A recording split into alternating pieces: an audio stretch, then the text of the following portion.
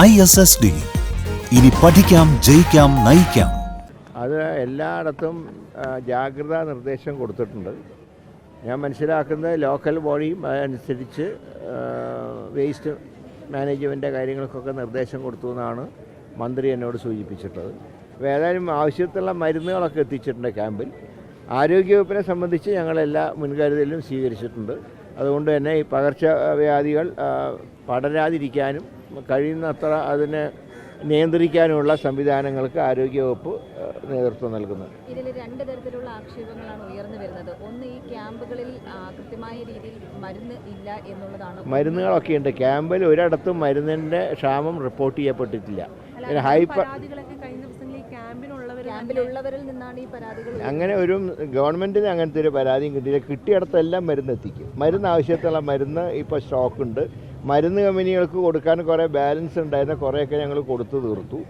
പിന്നെ കാരുണ്യയുടെ മരുന്നിന് മാത്രമാണ്, ഒരു ഫാർമസിയിൽ മാത്രമാണ്. അത് നാളത്തോണ്ട് മുഴുവനായിട്ട് എത്തും മരുന്ന്. ഈ ദുരന്ത സാഹചര്യത്തിലും സർക്കാരിനെതിരെ നിരവധി പരാതികളാണ് ഉയർന്നു വരുന്നത്. പ്രധാനമായും ഇത്തരത്തിൽ മുഖ്യമന്ത്രിയുടെ ഈ സൽക്കാര വിരുന്നും ഉച്ചയ്ക്ക് ആരാണെങ്കിലും ഭക്ഷണം കഴിക്കില്ലേ? അല്ല, ഇതുപോലൊരു ഒരിടത്ത് ഊണ് ഏർപ്പാട് ചെയ്ത് അവിടെ പോയിട്ട് ഊണ് കഴിച്ചു എന്നല്ലാതെ ഊണ് കഴിക്കുന്ന പോലും തെറ്റാണെന്നുള്ള അത് ഈ പറയുന്നത് വിഷയദാരിദ്ര്യത്തിൻ്റെ ഉദാഹരണമാണ്. ഒരു ദുരന്തത്തിനെ പോലും രാഷ്ട്രീയ മുതലെടുപ്പിന് ശ്രമിക്കുന്നത് തികച്ചും ദൗർഭാഗ്യകരമാണ്. ഇതിങ്ങനെ ചെയ്യാൻ പാടില്ല.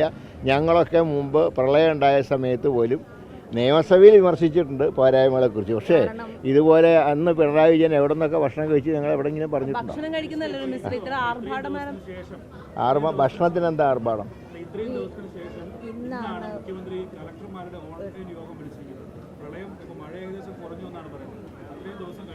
മഴ കുറഞ്ഞെന്ന് വെച്ചാൽ മഴ കൂടിക്കൂടായി ഇല്ലല്ലോ.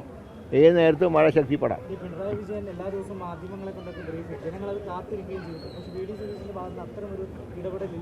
അല്ല, വി ഡി സതീശൻ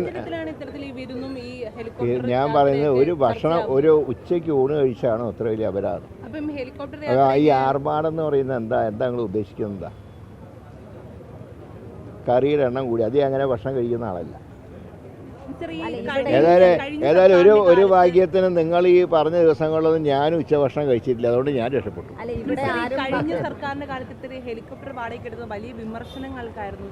ഹെലികോപ്റ്റർ ആവശ്യത്തിന് ഉപയോഗിക്കാം. ആവശ്യത്തിന് ഹെലികോപ്റ്റർ ഉപയോഗിക്കാൻ പറ്റുന്നത് സ്വന്തം ആവശ്യത്തിനല്ല. അദ്ദേഹം പോയ സമയത്താണ് അദ്ദേഹത്തിൻ്റെ ഫാദറിനെ പോയി കണ്ടു. അദ്ദേഹം സീരിയസ് ആയി കിടക്കും. പോയി കാണുന്നതോ?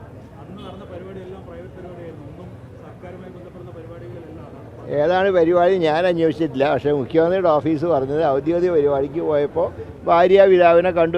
ഒരു മര്യാദയല്ലേ? അല്ലെങ്കിൽ നിങ്ങൾ തന്നെ പറയുക തിരിഞ്ഞു നോക്കിയില്ല എന്ന് പറയും. അതിനൊപ്പം തന്നെ പ്രധാനപ്പെട്ട മറ്റൊരു കാര്യം, ഈ പ്രളയ പ്രതിരോധ പ്രവർത്തനങ്ങളുണ്ട്. പലയിടത്തും ദുരന്ത നിവാരണ പ്രവർത്തനങ്ങൾക്ക് ഇറങ്ങുന്നവർക്ക് ഡോക്സിസൈക്ലിൻ പോലുള്ള ടാബ്ലറ്റുകളില്ല.